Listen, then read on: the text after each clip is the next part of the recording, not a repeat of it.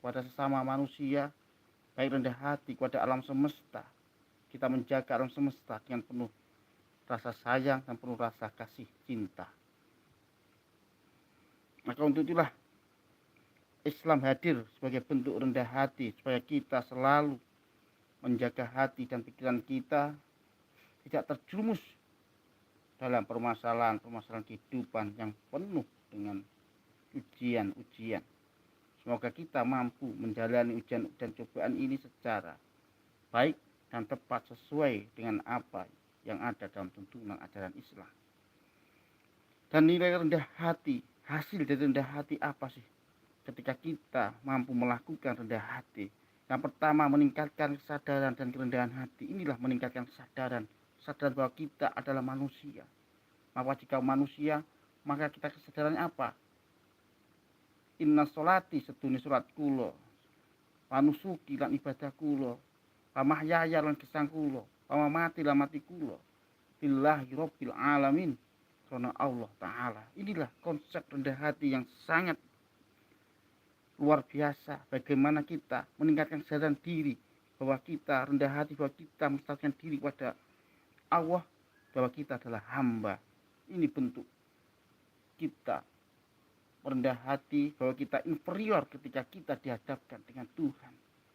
Maka ada sering istilah ya, ketika ada musibah, ada permasalahan, disitulah terkadang rendah hati itu muncul. Menstalkan diri kita hamba, selalu kita berdoa.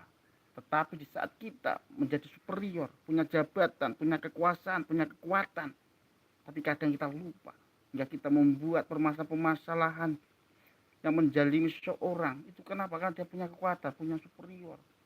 Maka ada istilah perundungan, bullying. Itu tak lepas dari superior, bagaimana dia membuli inferior. Maka perlu sebuah kewaspadaan hati supaya hati terjaga dari permasalahan-permasalahan yang bersifat merusak hati dan pikiran kita. Membangun hubungan yang lebih baik dengan orang lain, ini menjadi catatan penting.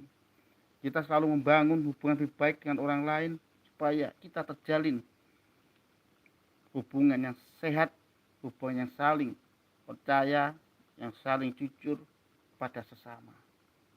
Karena hubungan manusia dengan manusia, juga nanti ada hubungan manusia dengan alam semesta. Bagaimana hubungan manusia dengan alam semesta, baik tumbuh-tumbuhan, baik batu, baik udara, baik dengan lautan, baik dengan pegunungan, baik dengan rumput, baik dengan binatang. Itulah bentuk bagaimana kita, hubungan kita manusia dengan alam semesta. Dan yang terakhir, hubungan kita dengan Tuhan, yaitu dalam ilmu tauhid. Semoga kita mampu mencapai ilmu tasawuf, ilmu sulutin. Bagaimana kita mau menerjemahkan tentang kehidupan sampai menuju apa yang kita inginkan,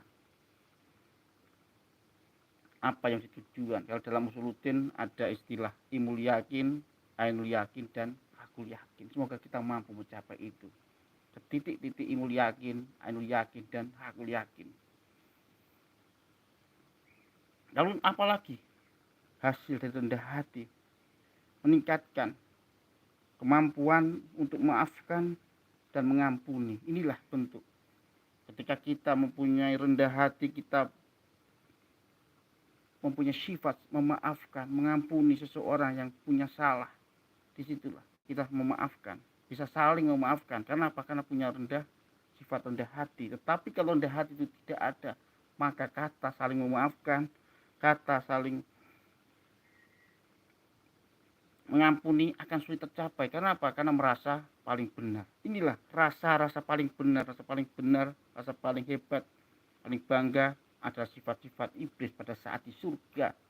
Hingga hari ini iblis masih bersifat arogan, merasa paling kuat, paling berkuasa, paling superior. Inilah yang membuat hati kita semakin jauh dari ajaran-ajaran Islam. Maka rendah hati sebuah bentuk dari akhlak mulia dalam ajaran Islam. Kita masih ingat bagaimana innama bu'istu utami maharomil ahad. Tuhune bahwa Nabi Muhammad diutus ke bumi untuk menyempurnakan akhlak. Inilah akhlak